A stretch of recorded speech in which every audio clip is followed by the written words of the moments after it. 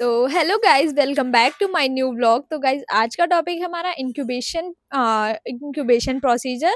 तो ब्लॉग को स्टार्ट करने से पहले ब्लॉग को पूरा देखें, लाइक शेयर सब्सक्राइब जरूर करें। ये बहुत ही इंपॉर्टेंट टॉपिक है, इसे एक दो क्वेश्चन तो नॉट सेट में जरूर ही फंसने वाले हैं। तो बात करते हैं इंक्यूबेशन क्या होता है। इंक्यूबेशन बेसिकली 1 मिनट का प्रोसीजर होता है। तो बात करते हैं इंक्यूबेशन क्यों करते हैं। बेसिकली क्या होता है, जिन पेशेंट को रिस्पायरेटरी फेलियर या ब्रीथिंग की डिफिकल्टी आती है, उस कंडीशन में हम लोग एक ट्यूब को फिट करते हैं ट्रैकिया में, जिसकी वजह से प्रॉपर एयरवे हमारा बना रहे। या किसी को भी एनासेफेलिक्स कंडीशन या किसी को भी लाइक टीथ इंजरी वगैरह भी हो रहा है, उस कंडीशन में हम लोग एयर जिसमें भी प्रॉपरली एयर फ्लो नहीं हो पा रहा है, दैट टाइम पे हम लोग एक इंक्यूबेशन ट्यूब ईटी ट्यूब का इंसर्शन करके हम लोग इंक्यूबेट करते हैं पेशेंट को। आपने बहुत लाइक ये प्रोसीजर जो होता है लाइक आईसीयू वगैरह के क्रिटिकल वार्ड में होता है। आपने देखा होगा, आपने कई टाइम सुना होगा कि पेशेंट इंक्यूबेशन पे है, तो दैट्स टाइम यही है कि वो पेशेंट इंक्यूबेशन पे 1 मिनट का प्रोसीजर होता है।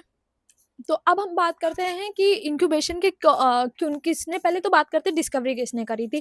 तो 1920 में मैजिल इवान या इवान मैजिल या मैजिल इवान के नाम से हमारे राइटर हैं, उनका नाम प्रॉपरली इवान मैजिल है। बट सम टाइम क्या होता है, मैजिल को फर्स्ट पे रख देते हैं, इवान को सेकंड पे। तो आपको अगर इससे क्वेश्चन आए तो आप कंफ्यूजन नहीं होएगा, प्रॉपरली आप लिख दीजिएगा, ठीक है। तो इनके थ्रू हमारा इन्वेंशन हुआ था हमारे ईटी ट्यूब का। तो अब हम बात करते हैं कि ईटी ट्यूब के क्या क्या रूट्स हो सकते हैं। बेसिकली अगर मैं बात करूं, आप लोगों ने देखा होगा कि ओरल कैविटी के थ्रू दिया जाता है। बट समटाउ नेजोट्रैकियल ट्यूब का भी इंसर्शन करा जाता है समहाउ। क्यों? जब पेशेंट में किसी भी पेशेंट में ओरल इंजरी वगैरह या कुछ भी हुआ है, उस पेशेंट में हम लोग ये ट्यूब बाइटिंग सिंड्रोम का पेशेंट होता है, लाइक जो ट्यूब बाइट कर लेते हैं पेशेंट। अब एक है पेशेंट तो वो ट्यूब बाइट भी कर सकता है, तो हम लोग क्या करते हैं, नेजोट्रैकियल ट्यूब का जो होती है, बेसिकली क्या होता है, जो हमारी ओरोट्रैकियल ट्यूब होती है उससे 3 सेंटीमीटर अब बड़ी होती है। 3 सेंटीमीटर विच मीन लाइक हमारी, हमने बात करी थी आपसे, नॉर्मली अडल्ट में कितनी होती है, तो 8 से 9.5 तक होती है। तो 9.5 से फर्दर वो 3 सेंटीमीटर अबव कर देते हैं नेजोट्रैकियल ट्यूब में। तो अब हम बात करते हैं कि कुछ इनके साथ में ड्रग्स भी जाते होंगे। तो यस, ड्रग्स भी जाते हैं, जिनका अगर हम बात करें, एक हमारे पास में न्यूमोनिया आता है नेवल। नेवल से जो हमारा एन होता है, एन से हमारा नेलक्सॉन जाता है। नेलक्सॉन बेसिकली क्या होता है, ओपोइड्स का वर्क करता है और रीब्रीथिंग का स्टोरेज करता है। फिर हमारे पास में आता है नेवल के बाद में ए से हमारा एट्रोपिन आ जाता है। एट्रोपिन के बाद में हमारा आता है इविनेफ्रिन आता है, वेस्पेरिन आ जाता है, वेस्पेरिन होता है, इविनेफ्रिन हो जाता है, लिग्नोकेन। बेसिकली लिग्नोकेन क्यों यूज कर रहे हैं, हाँ, जनरली हम लाइक और एक चीज की एनेस्थीसिया जो हम लोग मेजर सर्जरी करते हैं, उन पेशेंट को भी इंक्यूबेट कर देते हैं, क्योंकि उन पेशेंट में समहाउ अगर क्रिटिकल कंडीशन आ गई तो दैट टाइम पे हम लोग इंक्यूबेट नहीं प्रॉपरली कर पाएंगे। तो हम लोग पहले से प्रिपरेशन करते हैं कि अगर कुछ भी हो रहा है तो हम उसे तुरंत ट्रीट कर सकें। तो इंक्यूबेट उसमें भी करते हैं। तो लिग्नोकेन जो होता है वो हमारे गैग रिफ्लेक्स को प्रिवेंट करने के लिए होता है। तो हम लोग क्या करते हैं, पेशेंट से बोलते हैं आ करो, जिसकी वजह से हम क्या करते हैं, स्प्रे करते हैं, जिसकी वजह से लिग्नोकेन को स्प्रे करते हैं। और जब लिग्नोकेन स्प्रे हो जाता है, दैट टाइम पे क्या होता है, हमारे यहाँ की जो मसल्स होती हैं वो इमोबलाइज हो जाती है, सेडेट हो जाती हैं उस कंडीशन में। तो अब हम बात करते हैं कि हमारे पास में, अब हम बात करते हैं कि हमारा ईटी ट्यूब का लाइक स्ट्रक्चर कैसा होता है। बेसिकली जो ईटी ट्यूब होती है हमारी 9 to 5 सेंटीमीटर की होती है, कर्व टाइप में। ऐसी ईटी ट्यूब होती है। ये लगा मुंह पे साफ। तो बेसिकली ईटी ट्यूब आता है। ईटी ट्यूब की मैं पिक्चर यहाँ पे भी साइड में लगा दूंगी आपको, प्रॉपर मैं बताती हूँ जो ईटी ट्यूब होता है। बेसिकली यही पिक्चर मैं सेम एज इट इज यहाँ लगा दूंगी। जो आपको ब्लू कलर का दिख रहा है, ये ब्लू कलर का, जिसको हम बोलते हैं प्रॉक्सिमल लेंथ। वेट, ओके जो ये हमारा ब्लू कलर का दिख रहा है, इसे हम बोलते हैं प्रॉक्सिमल एंड। ये हमारा आउटसाइड ऑफ द बॉडी होता है। ये जो हमारा यहाँ पे देख रहे हैं, ये डिजिटल एंड है, ये इनसाइड ऑफ द बॉडी होता है। इसको अगर बात करें, डिजिटल एंड को सेकंड नेम से जाना जाता है, बेवल के नाम से भी जाना जाता है, कि आपको बेवल का दिख रहा है। इसी के पास में हमारा मर्फी आइज होती है। मर्फी आइज क्या होता है, बेसिकली जो हमें लाइक सम टाइम क्या होता है कि एयर की वजह से ऑब्स्ट्रक्शन वगैरह हो जाता है इस एरिया में, तो मर्फी आइज के थ्रू हमें एयर, पेशेंट के अंदर एयर प्रॉपर जा सकती है। यहाँ पे एक कर्व बनता है जिसे मेजिल कर्व भी बोलते हैं। यहाँ पर एक कर्व बनता है जिसे मेजल कर्व भी बोलते हैं। मेजल कर्व बेसिकली 140 mm का भी होता है और 14 सेंटीमीटर का होता है। फिर ये हमारा पायलट बलून आता है। पायलट बलून बेसिकली क्या होता है, इसे ही इन्फ्लेट करके ये जो बलून होता है वो इन्फ्लेट होता है। ये बलून लाइक आपने सुना होगा कैथेटर में क्या होता है कि हम लोग वाटर से या एनएस से, डिस्टिल वाटर से इन्फ्लेट करते हैं, बट यहाँ पे एयर है बॉडी में, जहाँ पे पानी है वहां से वाटर से वो इन्फ्लेट करेंगे, बट यहाँ पे एयर है तो हम लोग एयर से 5 ml to 10 ml की सिरिंज लेकर हम लोग एयर को पुश करेंगे, जिससे ये हमारा बलून जो होगा वो इन्फ्लेट हो जाएगा और वो वहां पे अटैच हो जाएगा। और फिर हम लोग बात करते हैं रेडियो ओपेक लाइन की। बेसिकली ये जो रेडियो ओपेक लाइन होती है इसके थ्रू हम लोग पता करते हैं कि हमारा पाइप कहाँ पहुंच गया है, एग्जामिन करते हैं एक्सरे के थ्रू। अगर हम बात करें इसका डायग्नोस्टिक एवल्यूएशन, वो भी मैं बताऊंगी। फिर ये हमारा एक लाइन दिख रही है आपको, इस लाइन को हम बोलते हैं vocal cord marker. Vocal cord marker क्या होता है, बेसिकली हम अगर पेशेंट को डाल रहे हैं इंटी ट्यूब, दैट टाइम पे हम लोग वोकल कॉर्ड तक की ब्लैक मार्कर पहुंच जाना चाहिए, उस कंडीशन को हम लोग बोलते हैं ईटी ट्यूब का इंसर्शन। इसके बाद में हमें ईटी ट्यूब को इंसर्ट नहीं करनी है, क्योंकि अगर हम करेंगे तो वोकल कॉर्ड इंजरी भी हो सकता है समहाउ। अगर हम बहुत ज्यादा इन्फ्लेट कर रहे हैं तो वो लंग्स में भी जा सकती है। अगर हम आइडेंटिफाइड करेंगे तो एक्सरे वगैरह से भी कर सकते हैं, या हम वो बाद में ईटी CO2 का भी वो यूज करके हम लोग पता करते हैं कि कहाँ पे है वो। फिर उसके बाद में हमने बात कर ली, डीप मार्किंग वगैरह भी दी गई है। अगर हम बात करें इसका जो कनेक्टर होता है, इसमें एक और कनेक्टर अटैच होके कैथ माउंट, हमारी एक वेंटिलेटर की पाइप आती है, 1100 से 1500 रुपए की पाइप होती है, जिसमें कैथ माउंट लगता है, जिसका यूनिवर्सल 15 mm का होता है।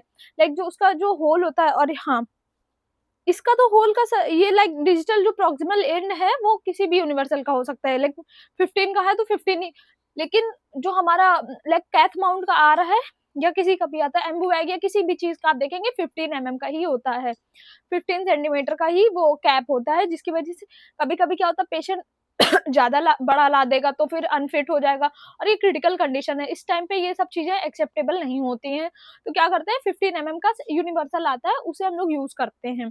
उसे हम लोगों ने कैथ माउंट को इससे अटैच किया, कैथ माउंट से फर्दर ही हम लोग क्या करते हैं अटैच करते हैं उसको, उसमें अटैच करते हैं वेंटिलेटर में। अब हमारे पास में एयर वगैरह आ गया, अब हमने इंसर्शन करना है, तो हाउ विल बी इंसर्ट। पहले तो अनकप्ड और कप्ड की बात करते हैं। जो कप्ड होता है, कप्ड में क्या होता है बेसिकली, कप्ड करते हैं एक पायलट बलून को कप्ड करके हम लोग देखते हैं कि उसके अंदर कितना जा रहा है एयर। अनकप्ड में बेसिकली क्या होता है कि हम लोग, अनकप्ड बेसिकली क्या होता है पीडियाट्रिक एयर ग्रुप में देखते हैं। जो कप्ड होता है उसमें हाँ एक और चीज की आपने देखा, जो इसमें अगर हम बात करें हाई अमाउंट में, अगर हाई प्रेशर में भी चली गई तो भी दिक्कत कर सकता है, ब्रीथिंग या कुछ भी डिफिकल्टी। अगर लो में गया तो लीकेज वगैरह की भी कंडीशन आ जाती है। तो अगर हम बात करें मैनुअली, तो मैनुअली 20 to 30 ml तक जानी चाहिए हमारी एयर बॉडी के अंदर, mm में ही हमारी एयर जानी चाहिए बॉडी के अंदर। तो हम लोगों ने ये हमारे पास में आ गया। अभी हम बात करते हैं कि ट्यूब को पकड़ते कैसे हैं। तो हमारा जो नॉन डोमिनेंट हैंड है, मेरा लेफ्ट नॉन डोमिनेंट हैंड है, तो इससे हम लोग क्या करेंगे हाँ,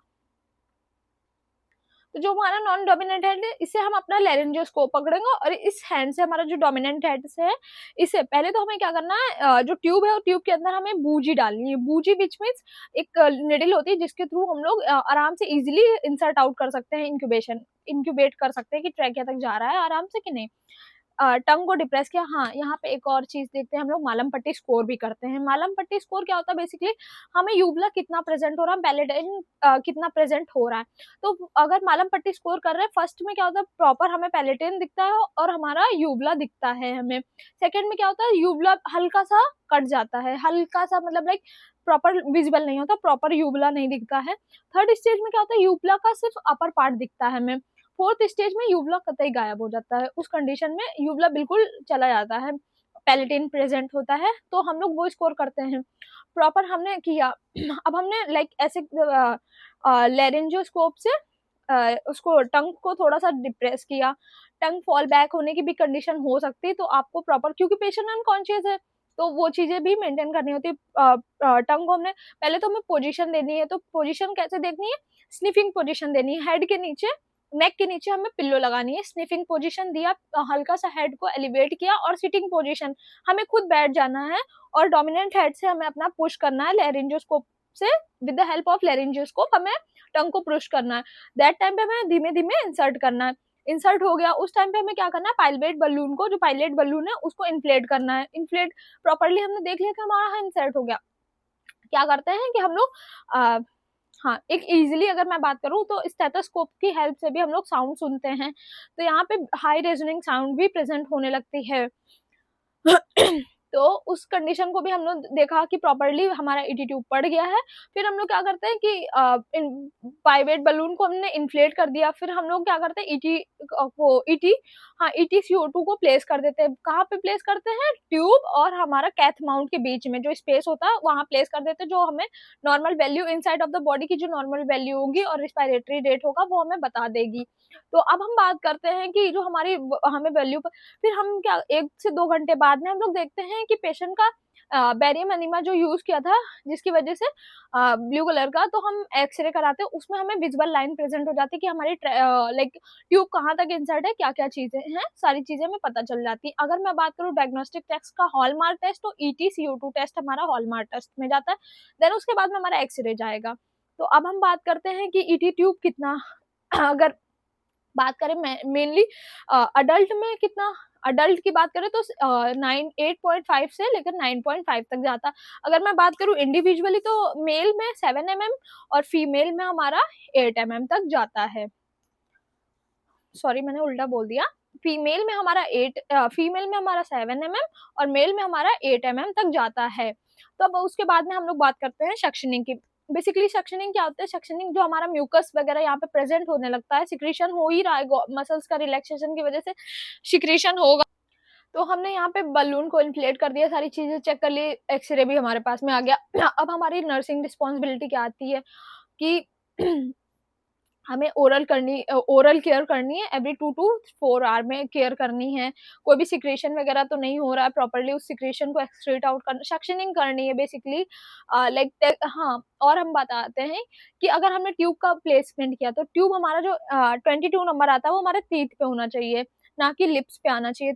22 नंबर हमारा लिप्स टीथ पे आना चाहिए। और जो हम लोग अगर हम प्लेस करते हैं ट्यूब को, तो ट्यूब को प्लेस हम लोग corner at every corner of lips को करते हैं। 8 आवरली चेंज भी करते हैं मालम पट्टी से। हम लोग यहाँ से लाइक डायनापार के with the help of Dynapar से हम लोग वो चिपका देते हैं, ग्लू करते हैं, एक साइड में करते हैं। अब फिर उसके बाद में दूसरे 8वें घंटे पर हम लोग दूसरी साइड में प्लेस कर देते हैं, क्योंकि सोर्स के क्या होता है कि इन्फेक्शन कॉज हो सकता है, सोर्स वगैरह हो सकता है, तभी हम लोग चेंज करते हैं। और एक चीज की हाँ, वो जो ट्यूब अगर हमारी पड़ी वो 14 दिन से ज्यादा दिन नहीं रखते हैं, वो भी क्या करता है, वोकल कॉर्ड इंजरी वगैरह भी कर सकता है या फर्दर ही बहुत सारे कॉम्प्लिकेशन क्रिएट कर सकता है। तो हमें 14 दिन तक ही ईटी ट्यूब का इस्तेमाल करना चाहिए। आफ्टर हमने क्या किया कि हमारे पास में हमने प्लेसमेंट कर दिया, सब कुछ है, फिर हमें ओरल केयर करनी है, पेशेंट की सारी केयर करनी है। हॉर्सनेस ऑफ साउंड अगर सुनाई दे रहा है हमें चेक करना है पूरे प्रॉपरली, पेशेंट कुछ खाएगा तो नहीं। पेशेंट को देखना है कि लाइक क्या करते हैं इस कंडीशन में, पेशेंट को बहुत ज्यादा प्यास वगैरह लगती है तो सम टाइम इमोबिलाइज कर देते हैं उसके हाथ वगैरह को कि हाँ नहीं। और एक चीज, एक क्वेश्चन हाँ आया हुआ था कि सम लाइक नर्सिंग स्टाफ अपना दूसरे पेशेंट के पास में चला गया और पेशेंट के अटेंडेंट ने बताया कि उन्होंने आधी ट्यूब वो हटा दी है, तो दैट टाइम पे हम क्या करेंगे। जो उन्होंने वो ट्यूब आधी हटाई है तो हमें दैट टाइम पे क्या करना है, उस ट्यूब को पूरा रिमूव करके एम्बू बैग की हेल्प से उसे आर्टिफिशियली एयर देनी है। दैट टाइम आर्टिफिशियली एयर देनी और हेल्थ केयर प्रैक्टिशनर को तुरंत ही इन्फॉर्म करना है कि ऐसा ऐसा हुआ है, क्योंकि अगर उसका हल्का सा भी लाइक ब्रीथिंग का प्रोसेस रुक गया तो वो सम टाइम कोलैप्स भी कर सकता है या बहुत सारी फर्दर कॉम्प्लिकेशंस को क्रिएट कर सकता है। तो ये सारी चीजों का प्रॉपरली ध्यान रखना है। फिर लेरिंजियोस्कोप वगैरह का कैसे यूज है, उसका ब्लेड्स वगैरह मैं बता दूंगी। बेसिकली 2 ब्लेड्स होते हैं, मैकिन एंड मैकिनटॉश ब्लेड्स का यूज होता है, उसका ब्लेड्स का यूज करते हैं, एनाल्जेसिक्स वगैरह देते हैं, फेंटानिल वगैरह की, उसको पेशेंट इमोबिलाइज ही रहे प्रॉपरली, एट्रोपिन वगैरह। और हाँ, एसेप्टिक कंडीशन होती है तो प्रॉपरली हर चीजें मेंटेन रखनी चाहिए, प्रॉपर केयर करनी चाहिए। तो ब्लॉग कैसा लगा, अच्छा लगा हो तो लाइक शेयर सब्सक्राइब जरूर करें। Thank you, bye bye.